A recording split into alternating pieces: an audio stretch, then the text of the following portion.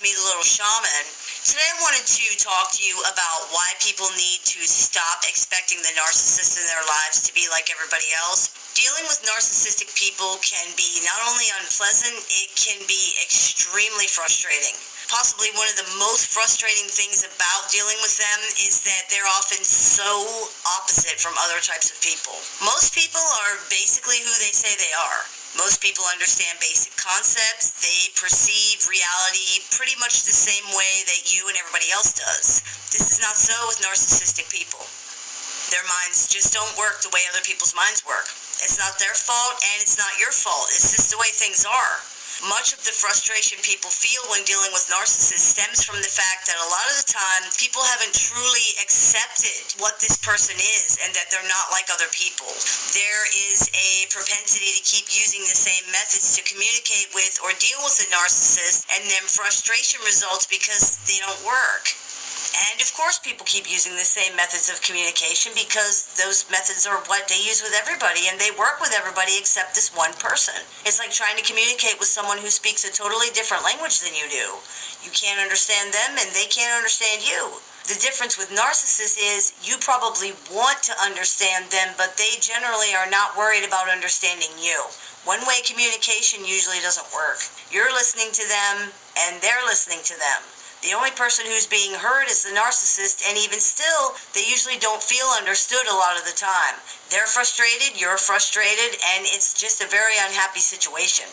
Another reason for the frustration is that people often don't understand why the narcissist just can't get it. Why don't they understand what the problem is, or what problems they're causing, or what role they have in a situation? Why can't they understand that they're hurting other people? Well, in a lot of cases, that's actually a misunderstanding in itself. The idea that they would stop their behavior if they understood that it's hurtful is a reflection of your own basic humanity, not necessarily the reality of the narcissist. Many of them understand just fine. They don't care. However, it's often very difficult for people to really truly wrap their heads around that, so instead they believe the narcissist doesn't understand. Some people stay stuck in this mentality for a really long time before they realize that's not the case. And that makes sense. It's a very alien mindset in a lot of ways. How can someone just not care like that? But they really don't. The narcissist understands intellectually. It just doesn't matter to them. They understand intellectually that the family can't afford the things that they keep buying, for example, or that flirting openly with somebody hurts their significant other. But this information has no emotional significance for them, and therefore it's meaningless. Buying things makes them feel good. Attention from others makes them feel good. That is what has meaning. The other things are simply collateral damage. If these things are even acknowledged at all, it's as unrelated things that have nothing to do with them. When dealing with narcissistic people, this mindset needs to be accepted so that time is not wasted trying to explain to this person what they're doing wrong and why it's wrong. In that regard, they'll never get it because the problem isn't that they don't understand. It's that they look at it so differently than you do that they will never see where you're coming from in any way that matters. Repeatedly attempting to try to get through to them is only going to frustrate you more. It can also frustrate them too because many of them will feel like you're nagging them over stupid things that don't matter. Others might feel like you're demonizing their behavior. Either way, trying to force them to care about the impact their actions have on other people is pointless. It's unfortunate that they don't, and it's not how most people are, but it's what it is. People cannot be made to feel feelings that they don't have. Narcissists are not like other types of people. They cannot become like other types of people. They are what they are, just like you are what you are. Expecting them to stop being a narcissist would be like expecting a person with 2 broken legs to get up and walk.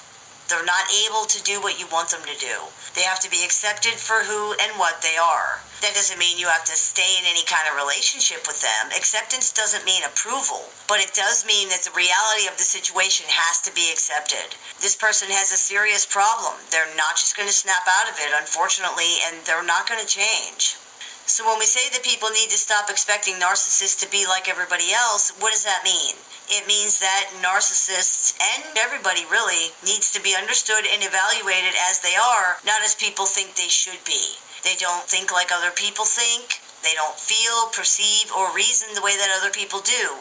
They're not going to, no matter how many times anyone tells them, no matter how many times anyone explains things to them. This has to be accepted, or the hurt that their loved ones experience at the constant reopening of these wounds every time the narcissist does what narcissists do is never going to be able to heal. Your expectations are probably pretty reasonable and regular. You probably want what most people want, to be respected, to be treated with decency and compassion and fairness, but narcissists are not reasonable. They are not regular.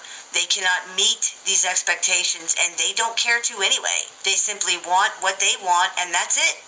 That's the most important thing to them, regardless of where on the spectrum they fall. Some are more abusive than others. Some may have more of a conscience or a sense of empathy than others. Some may be less unpleasant than others or whatever. But in the end, what's most important to all of them is what they want. Whatever that thing may be at the time, it's the only thing that matters. Anything that gets in the way of that is a problem for them. Anything that's outside of it just doesn't matter. Part of healing and moving on is understanding that this is the reality of the situation and it's not going to change. When you can adjust your expectations of the narcissistic person and accept that what they are is just what it is, you can eliminate some of the stress and the pain of dealing with them. So much of our distress comes from our expectations of what things should be like. There's an old Buddhist teaching which states that the root of all suffering is desire. Look at narcissists. All they know is desire and want, and they are miserable because of that.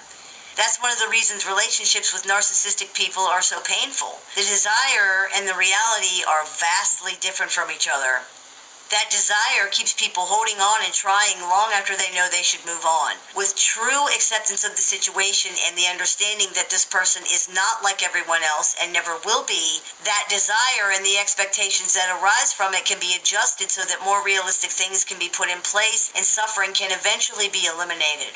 Once people accept the reality of the situation, they can then decide whether this is something they want in their life or not. If they decide it's not, acceptance goes a long way toward helping healing. Hey everybody, it's Shaman Sisterson, and you're listening to the Meditations and More podcast.